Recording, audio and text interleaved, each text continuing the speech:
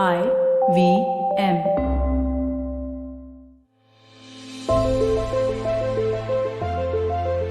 Folks, welcome and thank you for joining us on the fourth episode of the Ideas Project, a limited series by Small Case. I'm your host, Anupam Gupta, and today we're joined by journalist and entrepreneur Govindraj Ethiraj. Govind has had a storied career as a television and print journalist and has written on Indian business for over 25 years. He's also the founder of FactChecker and of Boom. He also started India's first data journalism initiative, IndiaSpend, and is a media executive whose aforementioned public interest ventures are safeguarding the transparency, accuracy, and integrity of the news in specific and the internet in general in India and, of course, worldwide. Previously, he was founder, editor-in-chief of Bloomberg TV India, editor of New Media with Business Standard, and in various capacities at CNBC TV 18, The Economic Times, and other leading business magazines. All of this and more makes him the perfect person to talk to about our topic today, succession planning in India. Legacy and family businesses compete on a big scale with their competitors in the long run. What aspects are of crucial importance when thinking of strategies for your family business? Stay tuned till after the break. We find out more.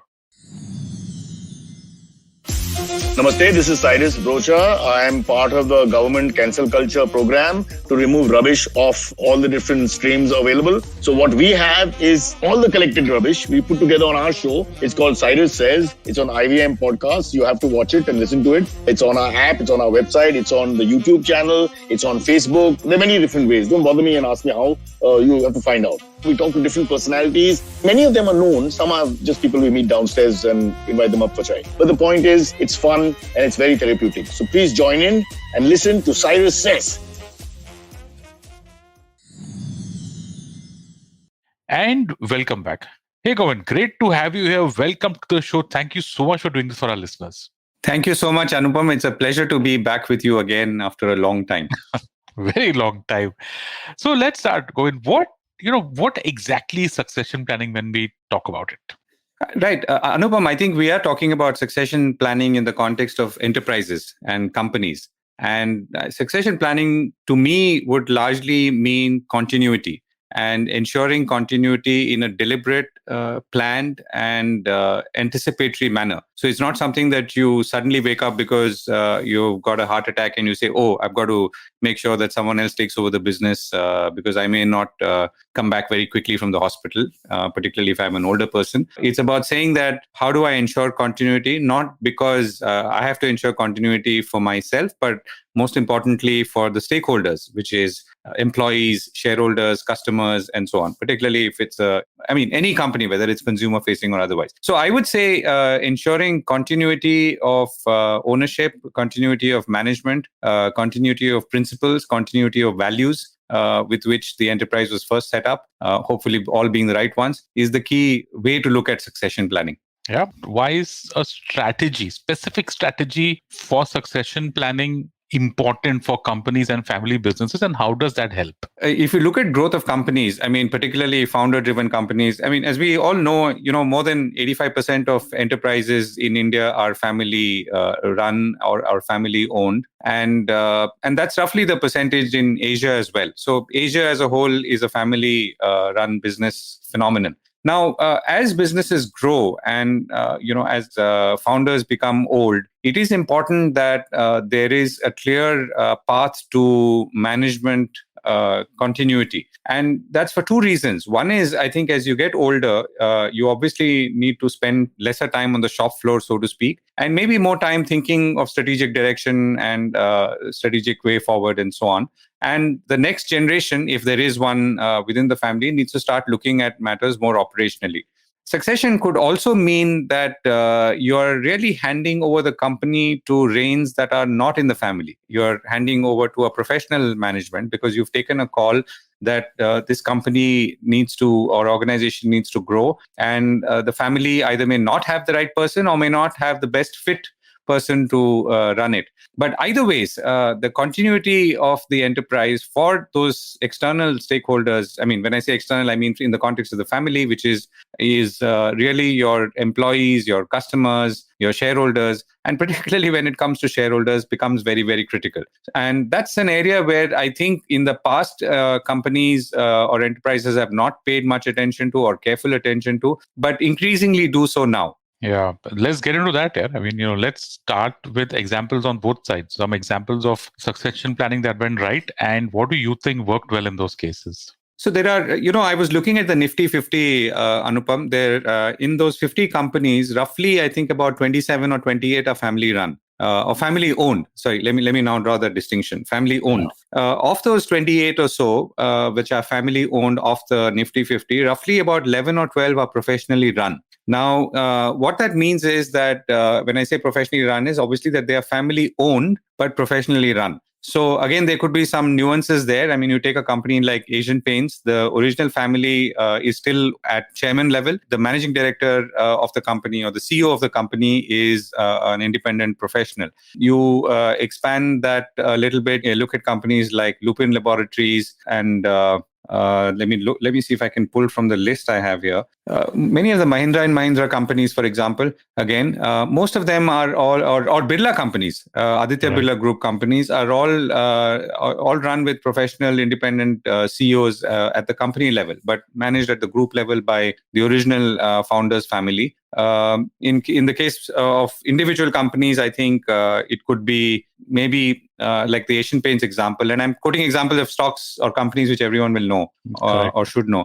I think the chairman is a family member, but the CEO is a professional. So I think these are examples where my sense is that the transition has happened or is happening smoothly and for the right reasons. When I say right reasons, it's quite likely that there was resistance, maybe a decade ago or so. It's very likely that family members wanted to maybe have an active, or some family members wanted an active role in running the company. But some patriarch decided that, or the patriarch or the founding patriarch decided that this is not a good idea. And at the least, we need to split it up in this fashion. So I would say most Nifty 50 companies, Anupam, as I look at it, seem to be running with a combination of family-owned, family-run, and family-owned, professionally run. In the case of family-owned and family-run, companies like Reliance are obviously the most examples that really jump out, or Airtel for that matter, family-owned but professionally run. You can sense that they are now in the point where that succession call has to be taken. And as an investor, I would watch very carefully to see how they would handle this.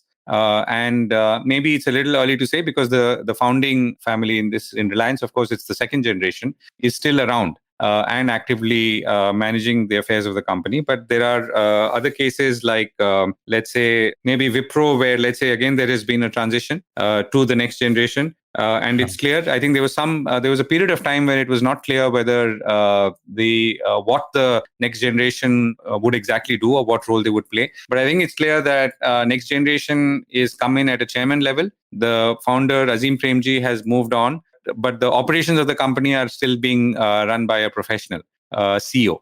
In this case, someone who came from Capgemini. So I think it also depends on when you pose this question, Anupam. If you had posed this question, let's say 10 to 15 years ago, at that time, I think there was a lot of, let's say, tension within boardrooms, even within families. I think from outside, sometimes these things look as if they've all been handled very smoothly, but they're not. I know of cases, unfortunately, I cannot name them, where, let's say, the second generation wanted to move in much faster into, let's say, the corner office, but was not being allowed to by the founder chairman or the founder patriarch, as the case might be. So I think, and there are other cases like, let's say, Gujarat Ambuja, where it's quite clear that there was no succession, and the founders preferred to, sell the company rather than run it, for whatever reason, without getting into that. But I think it is very clear that they chose to sell the asset. And there are, again, across industry, maybe not in the Nifty 50 context that we're speaking of,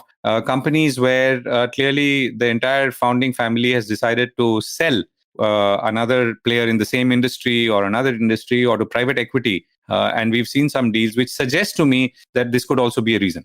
Yeah, it's a nice big overview and a very detailed look on how the transition has worked on one side. You mentioned about the second, an example of the second generation that probably wanted to come in earlier than what the first generation wanted. Any more examples you can think of succession planning that has gone wrong, and what did work in these cases? So, Anupam, it's a little difficult to say. So when you say what's wrong, we clearly have to pull from examples which are perhaps not in the public eye. Because by definition, if these companies are in the Nifty 50 or Sensex 30 or Nifty even 100, that means they've achieved some degree of success, either in the succession or the continuity, whichever way you want to call it. Whereas if they're not there, it's obviously, I guess, by inference, they've not managed to do it. And these are groups. I mean, if you take maybe a group like the Mafatlals, or actually many of the textile companies, and which were in some ways conglomerates in the up to the 90s, I think it's very clear that the transition didn't take place.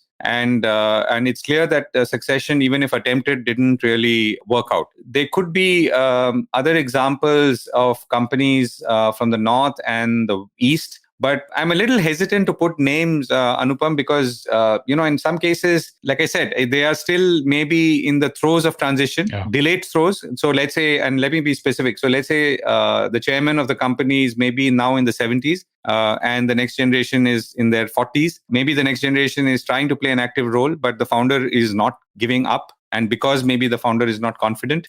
And equally, I could argue when I'm looking at it from outside that this is a transition that's not working, or it's a sign of failure.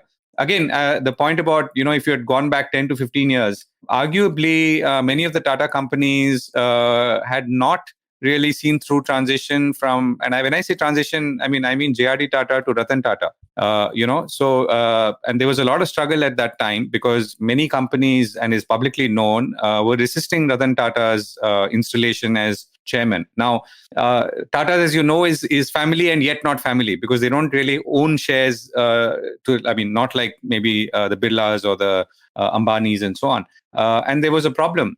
But I think in a way, the Tatas managed to demonstrate and set a better exemplar from Ratan Tata into the next generation, though there was a feeling that it was delayed. But I think Ratan Tata into the next generation, which is now purely professional, in the hands of Chandrasekaran, seems to have now, in retrospect, look much like a much better example of transition. In any case, most Tata Group companies had professional managers, while they themselves may have become, as they were called, satraps. But they were seen as professional managers. I mean, whether you look at Tata Chemicals, Tata Motors, Tata Steel, Indian Hotels, but though the group chairman was part of the family or an extended part of the family. So, yeah, I think some cases where things have worked out well, and some cases where they are working out as we speak, and some cases where they've clearly disappeared. And I think that's really been the biggest, and maybe it's almost like a binary, when you've not done your transition effectively or efficiently, you, given the fact that there are very strong, powerful external forces of competition, of internationalization, of globalization, all of which may be changing a little bit right now. But if you go to the difficult periods of the late 90s and the 2000s, right up to 2020, that has been a very difficult period, or a tough period. I won't say difficult because it obviously threw up opportunities, but a tough period for Indian industry, particularly the older set of Indian industry. If you look at the age, some of the prominent groups, I mean, Tata's are 19th, set up late 19th century, 1868. TVS is 1911. Aditya Birla is again more than 100 years old. Kirloskar Group, more than 100 years old. Godrej, more than 100 years old. Shapoorji Pallonji, more than 100 years old. Reliance, 1966. So that's more than 50 years old. So all of these people are still around in various degrees of strength. Maybe someone like Kirloskar has fragmented a little bit, a lot of family battles and ownership battles, but they're still there. So that, to me, in a way, is a sign that transitions, again, in retrospect, have been and successions have been handled well. Godrej, as you know, is in the middle of a succession right now, Godrej and Boyce. As is Godrej Soaps has happened a little earlier with Adri Godrej handing over his next generation. In the case of Godrej and Boyce, I think it's clearly a handover to a niece of the family, not an immediate child. So clearly, it's a different, let's say, approach or structure that they're following, and not only saying that my daughter or son will inherit the mantle as it happens. Yeah. Let's talk about what you said about family owned and family run, right? Because what you're saying is the difference between family management by, say, a family person versus professional management and family ownership. So there are two very distinct set of ways of running a company. How have these two models fared in India traditionally?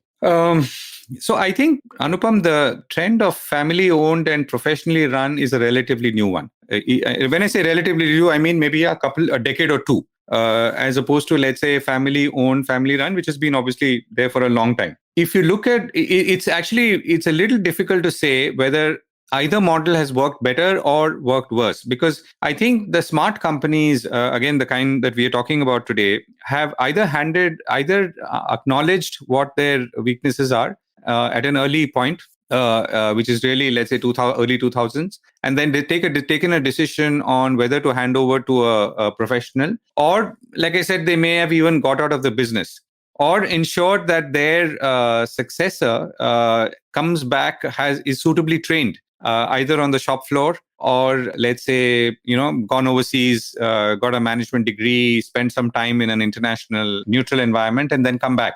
So I would say that there is nothing to say that one works better than the other, at least going by this example set that I'm talking about. So if you take banking, so you have a Kotak Bank, which is run by Uday Kotak, and you have an ICICI and you have an HDFC Bank. So as you know, HDFC is not clearly professional. There is no family, or never was, perhaps, even to start with.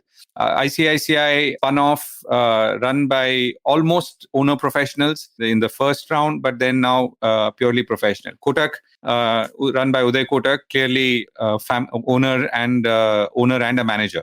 So, Anupam, I'm not able to clearly say. I mean, now there are others who've studied this very deeply, so maybe they will, with far more data, will be able to come at it. But intuitively, there is nothing to say at this point that either set, whether it's professionals or owner managers, are doing any better or worse than the other one. But this is, I'm speaking intuitively, looking at the list of maybe a list of 50 to 100 companies that I have in my hand. Sure. Makes sense. So from an investor's point of view, Govind, how important is succession planning? It's obviously very important. I think, among other things, it tells you let's say, if there is a founder, what does the founder think of the money that he or she took from me as an investor, maybe 30 or 40 years ago, right? Or today, if I've bought into that company recently. So it's, when I invest in you, I may be a short-term day trader, but in general, let's assume that most people who invest, suppose Anupam sets up a company, and Anupam is running his father's company, and I invested when your father was still actively running it, but today you are.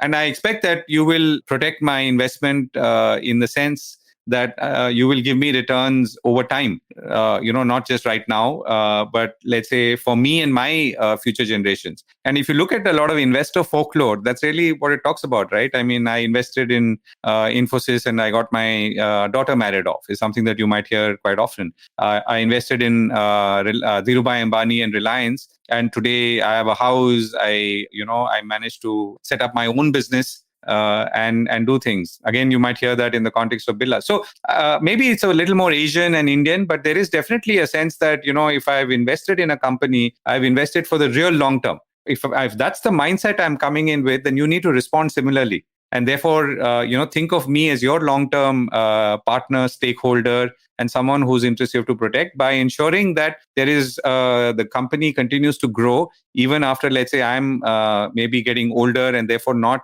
in as much control as I once was, or having the same level of energy that I once had, by handing over to a person who's of equal, if not greater competence, ideally. And I say greater ideally. And whether that's a professional or someone who's from within the family, that's, of course, depends. Yeah. So last two questions now, Govind, kind of linked to each other. What are some signs or indications that give you an idea of succession planning within a company? Today I think you have to go by what people are saying outside, right? This can be both the right and the wrong examples. Sometimes you see people, where clearly the family member has taken a role in the company and seems to be saying all the wrong things. or clearly being given a part of the business which is not so core or doesn't look like it's core. And I would draw a conclusion that, maybe there is something wrong in the succession, or there is some concern about the nature of succession. And maybe we need to be careful about how things pan out. I mean, there's nothing you can do, but except to watch. If you look at Reliance, since that's what many people look at, I mean, you can see some of the announcements that have been coming vis-a-vis the children who have, over the last 5-6 years, been given roles in managing it. And there's a lot of stuff that you hear outside as well. Okay, one part of the family is going to look after retail, one part of the family is going to look after telecom, and so on. And yet, of course, Reliance has a management structure which may be a little different from others. And, there is a ring of very, very seasoned professionals. Now, how that is going to run once, let's say, Mukesh Ambani takes a back seat, if as and when at some point he has to, we don't know. But at this point, it seems to be working fine. But the signals are important because these are really the new generation businesses which are, going to keep the stock price going for the next 10 years. In other cases, maybe you can see that the second generation has not come in. I mean, if you follow it very closely, I think it becomes evident that the second generation or the next generation has not come into the company as you may have expected or thought. Companies like I mean, there are many companies. Actually, I'm being a little careful about who I name and who I don't. Yeah. But there are clearly companies where the second generation has not come in. Yeah. Or maybe the founders decided that the talent outside is far superior and will take the company to greater heights. And therefore, let's bet on that rather than being let's say stubborn about having a family member replace me. So I think there are. I mean, by inference, you can say that if maybe 10 or 11 of those 28 companies of the Nifty 50 are professionally run but family owned, it's evident that they've decided, that not to hand it over to family members, including all the Asian Paints examples that I gave you. Yeah. So let's wrap up this with a real life example, or maybe just talk about one or two of these companies. Maybe if you don't want to name them, that's fine, to help our listeners understand what a succession plan looks like. I think let me maybe focus on the mechanics. I think one is, let's say, how old is the founder of the company? So let's say if the founder is into the 60s, they should surely be announcing some kind of succession plan, right? I mean, before that, I would not expect it to be, or necessary that it should be in public domain. But maybe once you're into your 60s, you should be surely announcing it in some way. You should be indicating what the next, what's coming up. Is it going to be a family member? Is it not going to be a family member? If it's a family member, by then I'm assuming most likely that family member is already working in the company with some role and demonstrating his or her capability, as has happened in many cases. I think as the founder gets a little older, I think it's time to get into specifics and tell shareholders, one, what is the direction the company is going to take? Because you may decide that without me, the company needs to go in a totally different direction. I need to split the business into two parts and give it to two. Like, take Bajaj Auto. Much earlier, clearly, Rahul Bajaj decided that one is, of course, he had two sons who were capable, but he also decided that strategically, Bajaj needs to separate its finance business from its two-wheeler business, and then subsequently the finance went to Sanjeev Bajaj, and it became Bajaj Finance, and Rajiv Bajaj went and started running Bajaj Auto. So again, when you look at it, I think it's clear that it's a good case of smart succession, smart early planning, and maybe also in some ways, ensuring that the business stays within the family. And so now, did they search for professionals as potential substitutes for the two sons? I don't know. But it turns out that I think maybe I would think most shareholders would agree that the sons have done a good job of, let's say, or a reasonable job of rewarding shareholders or maintaining continuity and so on. And plus, of course, maybe benefiting from more shares in their hand from the spun-off companies. So, yeah, I guess that's an example, Anupam, of where things seem to have gone smoothly. But I think in the case of Reliance at some point Adani's and so on. These are questions that have to be posed as shareholders, and then you should see how transparently and the existing management responds and then initiates the process. Interestingly, many of the companies whose succession plans we just discussed are in the top 100 stock small case, a portfolio of India's largest companies that you can track and invest in with your favorite brokerage account. Link in the episode description and show notes.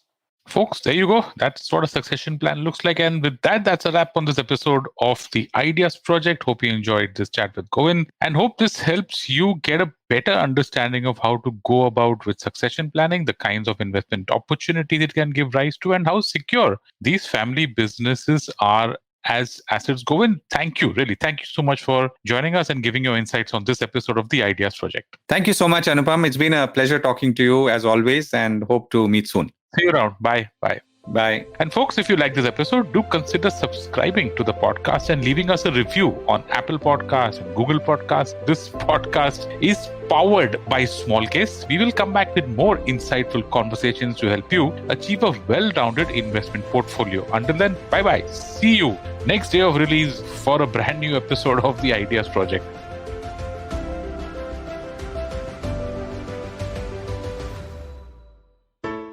Hello. It's been another great week on the IVM Podcast Network. On Misconduct, Raghavi and Nisha analyze actress Riya Chakrabarti's case with lawyer Anshul Chaudhary. On The Habit Coach, Ashton sheds light on existential crises and how to deal with them. On Cock and Bull, Puneet Akash and Antariksh discuss India's projections to surpass China as the world's most populous country by 2023. On Don Baika Gappa Aika, Avanti and Aparna talk about how comparisons affect our daily life, our family, and society at large. And on Think Fast, Varun and Suchita discuss Elon Musk abandoning the Twitter deal. Before I leave, I just want to remind you all that we have some amazing merchandise for you guys. Please go to our website, click on the shop tab, and check out the collection of t-shirts. Do follow us on social media. We're IVM Podcast on Twitter, Facebook, Instagram, and LinkedIn. And remember, if you're enjoying this show or any of our other shows for that matter, please do tell a friend. Don't forget to rate us on any other platforms you're listening to us. And remember, you can also check us out on YouTube. We're also doing a small listener survey, which helps us understand who you all are. I mean, our listeners. And we'd really appreciate it if you could spare a few minutes to fill it out. It helps us build better shows for you. And finally, we'd like to thank our sponsors this week, Boat Lifestyle, Small Case, Capgemini, and Intel vPro. Thank you so much for making this possible. Sneakers. There's so much more than just footwear. A cup of well-brewed coffee, that can taste like wine. Our phones can even tell the time, but a mechanical watch, that on your wrist, feels different. These subcultures, some very niche and some not so niche, are fantastic hobbies, and I'm obsessed with a lot of them. They're approachable, they're a lot of fun, and they're very, very therapeutic. My name is Anish. I'm the co-founder at Swami, a homegrown beverage brand, and I have many such niche interests, which I will explore with you on this podcast, aptly named Anish Think. Anish Think, every Tuesday on the IVM Podcast Network and all other major podcast platforms.